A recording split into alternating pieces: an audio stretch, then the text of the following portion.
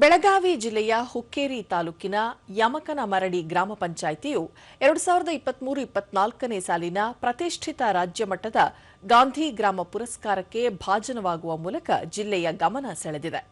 ಗ್ರಾಮೀಣಾಭಿವೃದ್ಧಿ, ಸಮಯೋಚಿತ ಯೋಜನೆಗಳ ಅನುಷ್ಠಾನ ಮತ್ತು ಪಾರದರ್ಶಕ ಆಡಳಿತ ನಿರ್ವಹಣೆಗಾಗಿ ಈ ಗೌರವಕ್ಕೆ ಪಾತ್ರವಾಗಿದ್ದು, ಇತ್ತೀಚೆಗೆ ಬೆಂಗಳೂರಿನಲ್ಲಿ ನಡೆದ ಸಮಾರಂಭದಲ್ಲಿ ಪಂಚಾಯಿತಿ ಅಧ್ಯಕ್ಷರು ಹಾಗೂ ಪಂಚಾಯಿತಿ ಅಭಿವೃದ್ಧಿ ಕಾಮಗಾರಿಗಳು ಪ್ರಶಸ್ತಿ ಸ್ವೀಕರಿಸಿದ್ದಾರೆ.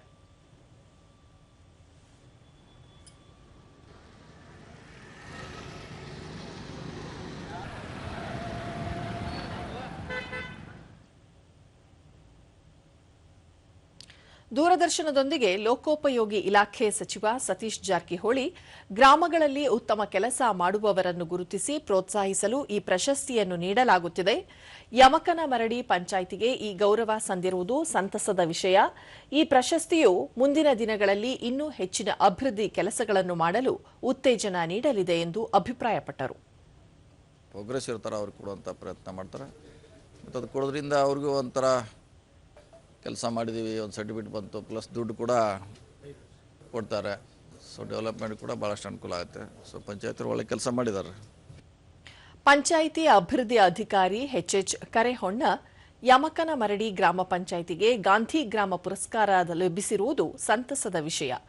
ಸಚಿವರು, ಶಾಸಕರು, ಸದಸ್ಯರೂ ಸೇರಿದಂತೆ ಎಲ್ಲರ ಸಹಕಾರದಿಂದಾಗಿ ಈ ಪ್ರಶಸ್ತಿ ಲಭಿಸಿದೆ ಎಂದರು.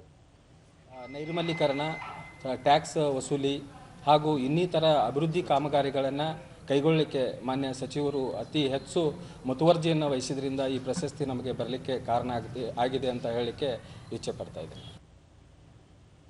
ಯಮಕನಮರಡಿ ಗ್ರಾಮ ನೀರು ಮತ್ತು ನೈರ್ಮಲ್ಯ ಸಮಿತಿ ಉಪಾಧ್ಯಕ್ಷ ಕಿರಣ್ ಸಿಂಗ್ ರಜಪೂತ್, ಆಡಳಿತದಲ್ಲಿ ಸುಧಾರಣೆ, ನೀರಿನ ನಿರ್ವಹಣೆ ಸೇರಿದಂತೆ ಗ್ರಾಮದ ಒಟ್ಟು ಅಭಿವೃದ್ಧಿಯ ಅಂಶಗಳನ್ನು ಗಮನದಲ್ಲಿಟ್ಟುಕೊಂಡು ಗಾಂಧಿ ಗ್ರಾಮ ಪುರಸ್ಕಾರಕ್ಕೆ ಆಯ್ಕೆ ಮಾಡಿರುವುದು ಸಂತಸದ ಸಂಗತಿ ಎಂದು ಹೇಳಿದರು. ನಮ್ಮೆಲ್ಲರ ಸಹಕಾರದಿಂದ ಹಾಗೂ ವಿಶೇಷವಾಗಿ ಗ್ರಾಮ ಪಂಚಾಯತ್ ಅಭಿವೃದ್ಧಿ ಅಧಿಕಾರಿಗಳ ಎಲ್ಲರ ಶ್ರಮದಿಂದ ಆಗಿದೆ.